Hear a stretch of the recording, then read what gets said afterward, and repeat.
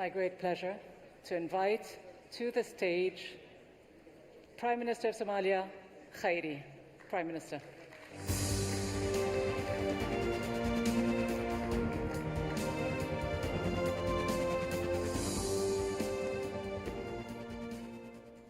Excellencies, ladies and gentlemen, I would like to thank the state of Qatar, its people, and the government for their generosity, hospitality, and most importantly, for hosting this important forum. The debates that unfold at global platforms like the Doha Forum are indicative of how interdependent and interlinked our destiny in this truly globalized world is. As political leaders from across the developing world, and more particularly post-conflict and recovering states, we constantly faced with a whole host of policy choices. Questions that deal with poverty reduction strategies, industry policy, development policy, social protection, provision of basic goods, and such as health, education, and provision of security to our people. The political and economic destiny of our people hinges on how we frame these questions. Questions that, if appropriately and wisely answered, will have a transformational change on the economic conditions of our citizens, and if not carefully handled, can lead to stagnation or regression. The theme, Business Leadership for Positive Impact, which will be debated here after my introduction, is also a testimony to the increased understanding and acceptance of the inevitable role that business leaders can and must play in the effort to formulate policy solutions for the 21st century governance challenge. It might sound surprising to some, but perhaps some of the best insights about positive role that the business community leaders can play in governance, economic growth, and service delivery can best be found in Somalia.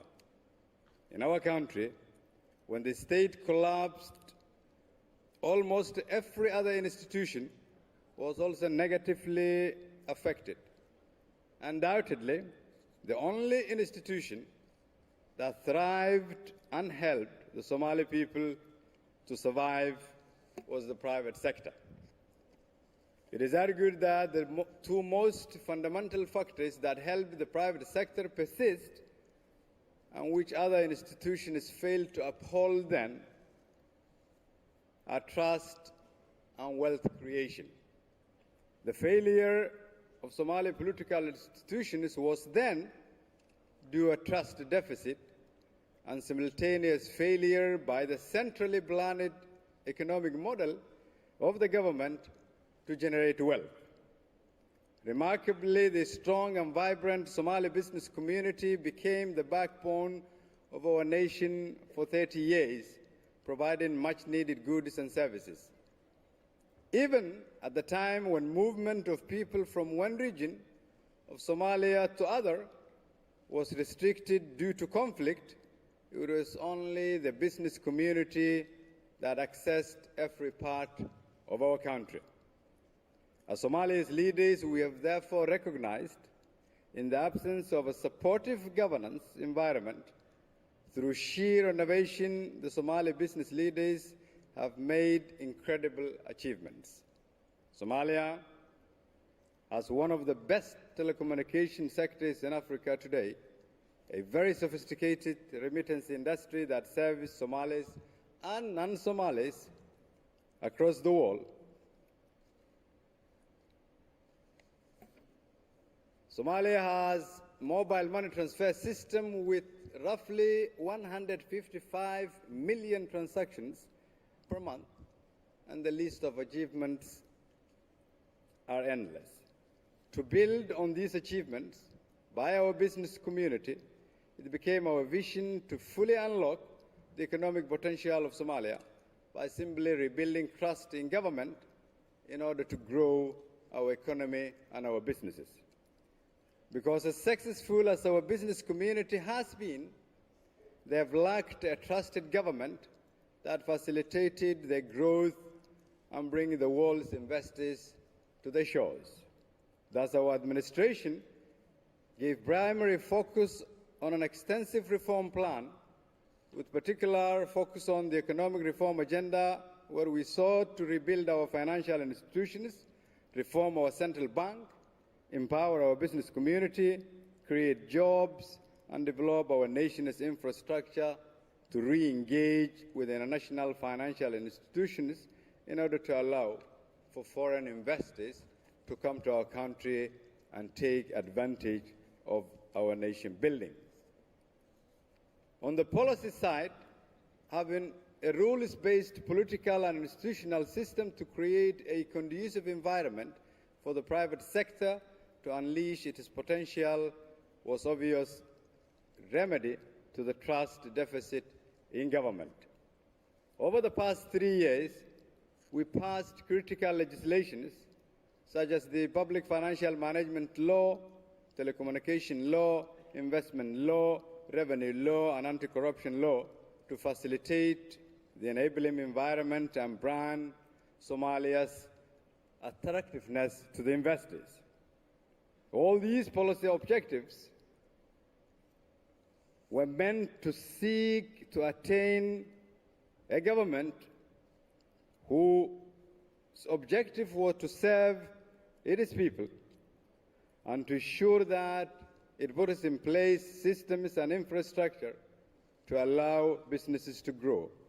We pursue this as we realize if our business community was as successful without the government, they would definitely soar even higher with a government that worked for them. Excellencies, ladies and gentlemen, why, you would ask, have we undertaken all these reforms? Because we truly have stopped seeing ourselves through the lenses of how Somalia and Somalis have been seen for the past 30 years. We envision a Somalia that has immense potential, the longest coastline on the African mainland, untapped potential, including its fisheries, agriculture, oil, minerals, and gas, and service economy based on our strategic location geographically. The country's other productive resources also include huge potential for investment on arable land and more than 50 million livestock. These resources can deliver rapid economic growth with significant impact on the people's livelihoods.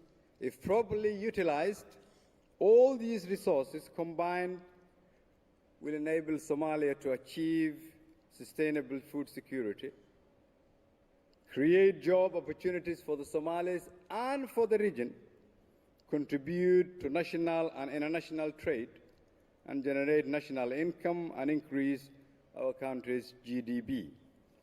We truly see Somalia as the new frontier for decades to come.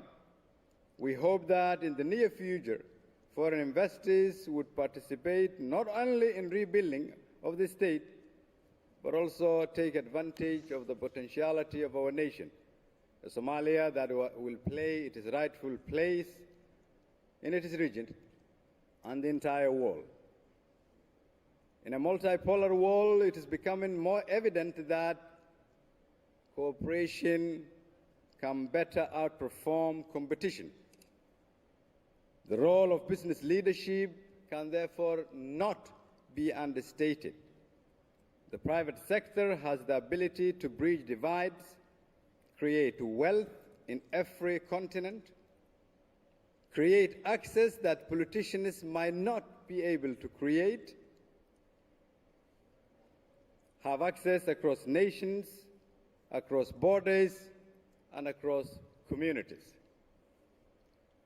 In Somalia, now that we have an opportunity to re-engage with the international financial institutions, open doors for new investors in our country, we will, in the next chapter, formulate a strategy that can take advantage of the lessons learned from our context and transfer that positive impact of business leadership on governance and nation building.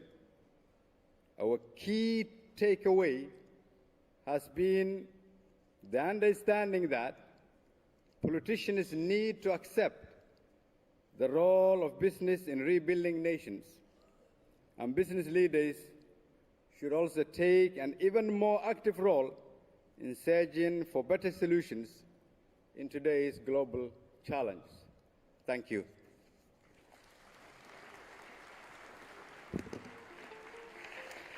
Thank you, Prime Minister Khayre. Good to see you again, and great to hear your thoughts about the efforts being made in building that promising future. Thanks very much. Now, the next